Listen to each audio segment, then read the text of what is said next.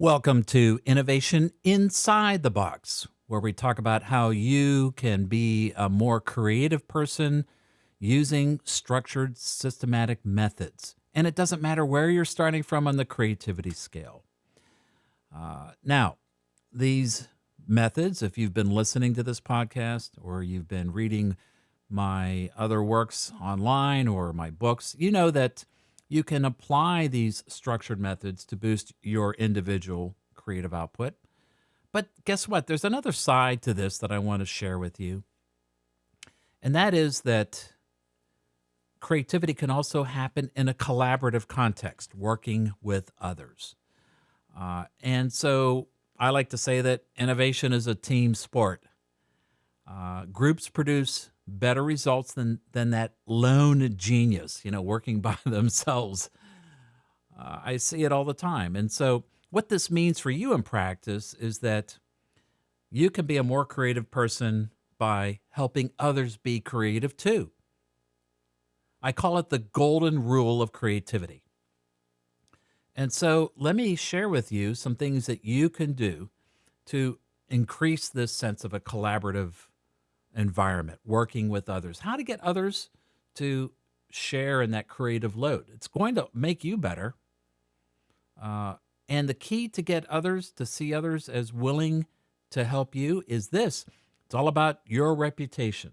Reputation is what matters, meaning the degree to which others see you as somebody who is willing to share the creative load.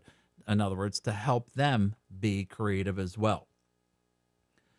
And so the key is just like the golden rule that says treat others as you want them to treat you. Well, same here. You treat others that way, you help them boost their creative output. They're going to help you in response. And in the science of persuasion, we call it the rule of reciprocity. Reciprocity states that people give back to those in the form they have received from others. Reciprocity is a social rule that every human society teaches its members. You give back to those who have given to you. But the key to reciprocity is you have to make the first move. You have to be seen as the one who's stepping in and say, "Hey, let me help you with this challenge. Let me help you generate some ideas. Let's work together." If you do that, people are going to want to pay you back. That's the beauty of reciprocity. People feel a natural obligation, a sense to, "Hey, I want to help you. You help me, I'm going to help you." Let me share some research. This is research conducted by two guys, Dr. Prescott Ensign and Dr. Lewis Hebert.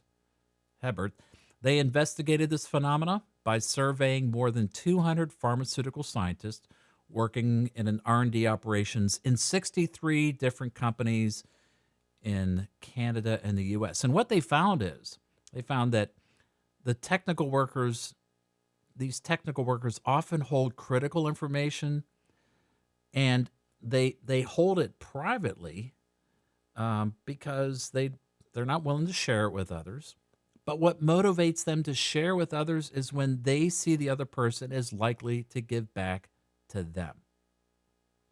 Hey, if you work in a corporation or a company, you may see this, right? Or even friends, they withhold information, they don't share it with you until they know that you are in fact going to share it with them, and then they're forthcoming with all that information.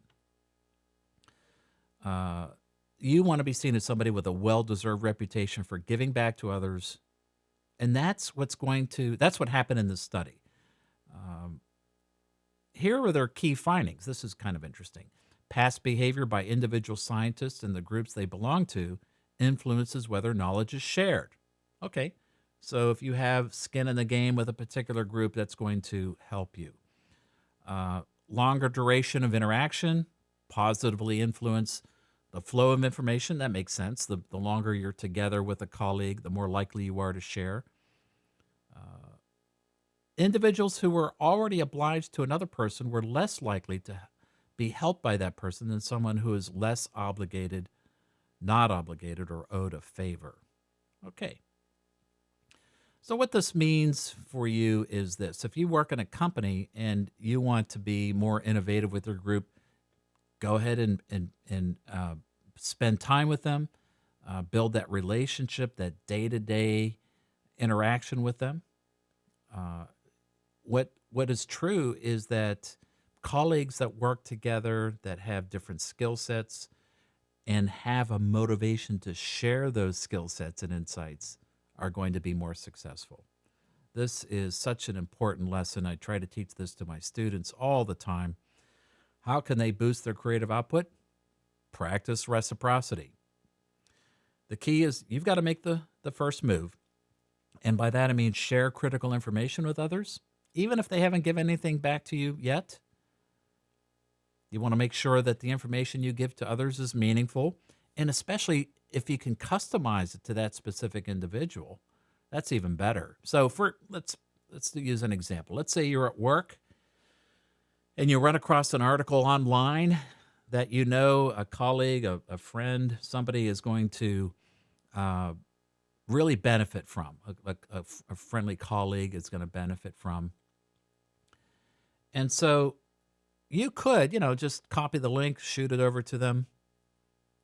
That would be fine. But when you can customize it a little bit more, imagine if you took this article and printed it out, and imagine if you read through it and highlighted special parts of it and said, "Hey, look, this is an important issue for your project. You should know about this." Or, "Hey, I know this guy. I can make an introduction for you." Or, "Hey, I think you would really be able to use this."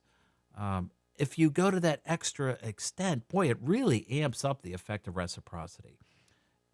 So you want to make sure you really think about how you benefit others. They are going to reciprocate in kind. Build a reputation as a person who's willing to give back to others. When somebody helps you, you give back to them. That's the cycle, right? That's the cycle of reciprocity. Also, be sure to develop those informal relationships, those networks, both inside your group, your immediate group, whether it's a professional or personal, but also reach outside your little group to your larger sphere, so to speak. So to speak. So practice reciprocity, the golden rule of creativity. You will be a more creative person if you actually help others be more creative. Who thought it, right? All right. Well, I hope you enjoyed this short lesson about ways to boost your creative output. That's what we're all about here at Inside the Box. And if you think others can benefit from this, feel free to share it, send them a link to this particular episode, and of course, subscribe yourself. If you're finding this useful, I can guarantee you're going to hear each week a new tip, a new lesson, a new skill set that's going to make you a more creative person, a more satisfied person in the way you generate ideas and face your challenges.